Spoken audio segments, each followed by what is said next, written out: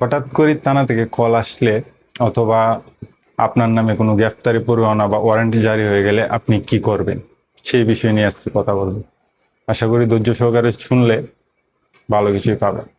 আসসালামু আলাইকুম, আমি জামিরুল ইসলাম, শিক্ষানবিশ আইনজীবী, ঢাকা জজ কোর্ট। তো যদি থানা থেকে কোনো পুলিশ কর্মকর্তা আপনাকে কল দেয় তাহলে আপনি কি করবেন বা আপনার করণীয় কি? প্রথমত আপনি শান্তভাবে ওনার সাথে কথা বলবেন। ওনার নাম, ওনার পদবি, উনি কেন ফোন দিয়েছে তার কারণ জানতে চাবে। জানতে চাওয়ার পর উনি যদি আপনাকে বলে যে আপনি থানায় গিয়ে ওনার সাথে সশরীরে দেখা করার জন্য, তখন আপনি উল্টো ওনাকে একটা প্রশ্ন করবেন যে আপনি কি সিআরপিসির 160 ধারা জানেন, ওইখানে কি বলা হয়েছে? যদি তিনি বলেন যে সেখানে বলা হয়েছে কোনো পুলিশ কর্মকর্তা কাউকে থানায় সশরীরে ডাকাইতে হইলে বা কারো সাথে কথা বলতে হইলে কোনো তদন্তের স্বার্থে, তাহলে তাকে একটা লিখিত নোটিশ পাঠাইতে হবে। যদি তিনি বলেন যে লিখিত নোটিশ পাঠাইতে হবে, তাহলে আপনি বলবেন যে তাহলে আপনি কি আমাকে সেই লিখিত নোটিশ পাঠিয়েছেন? যদি বলেন না, তাহলে আপনি বলবেন যে তাহলে আপনি আইন অনুযায়ী আমাকে একটি নোটিশ পাঠান, আমি আপনার সাথে দেখা করব। যদি নোটিশ না পাঠান তাহলে আমি দেখা করতে পারতেছি না। শেষ। কোনো ঝামেলার দরকার নেই, কোনো কিছু দরকার নেই। কেন নোটিশটা আপনি চাইবেন? নোটিশটা চাইবেন এই জন্যই, কারণ সে যদি লিখিতভাবে আপনাকে থানায় ডাকিয়ে নেয় তাহলে আপনার নামে সে নতুন করে কোনো কিছু বা কোনো বিপদ তৈরি করতে পারবেন আপনার। আমাদের যে সিস্টেমে আসলে নেওয়ার পর এক এক জায়গায় একাধিক হয়ে যায় মামলা।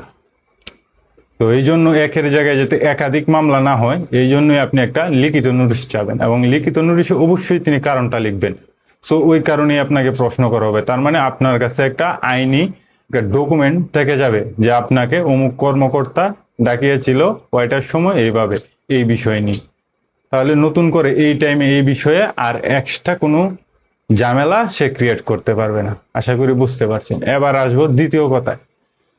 দ্বিতীয় বিষয়টি হলো, যদি আপনার নামে গ্রেপ্তারি পরোয়ানা জারি হয়ে যায় তাহলে আপনি কি করবেন? অনেকে এই ব্যাপারে ঘাবড়ে যান। তো ঘাবড়ে না গিয়ে আপনারা শান্তভাবে জিনিসটা হ্যান্ডেল করার চেষ্টা করবেন। প্রথমত আপনার নামে কেন ওয়ারেন্ট জারি হয়েছে সেই বিষয়টা জানার চেষ্টা করবেন।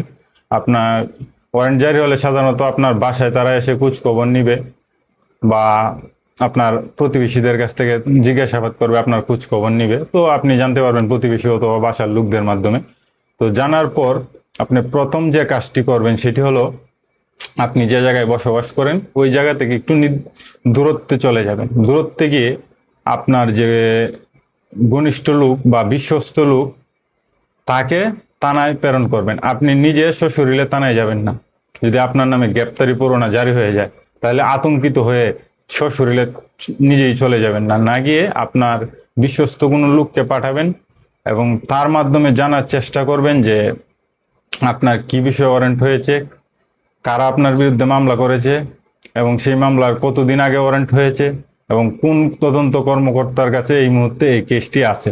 তো সবকিছু জানবেন, এবং যে প্রতিনিধি পাঠাবেন সেই প্রতিনিধিকে বলবেন সেই পুলিশ কর্মকর্তার কাছ থেকে একটি কপি নেওয়ার জন্য, মামলার একটি কপি নেওয়ার জন্য।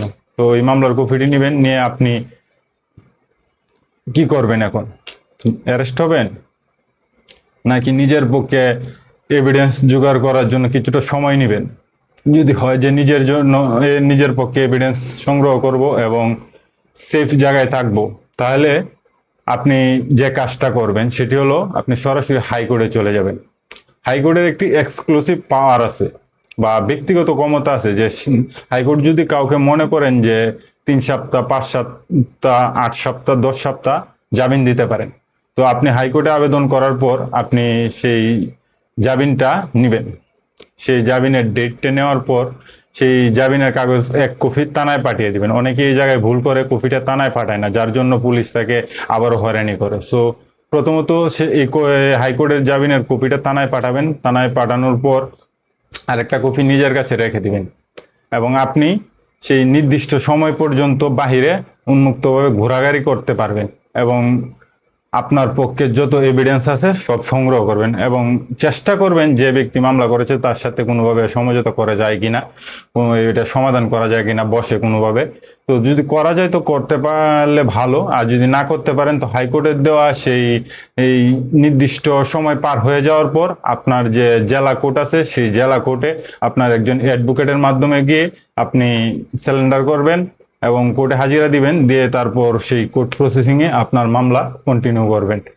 তারপর আপনার উকিল বা জাজের জাজমেন্টের উপরেই আপনার কেস সমাধান করা হবে।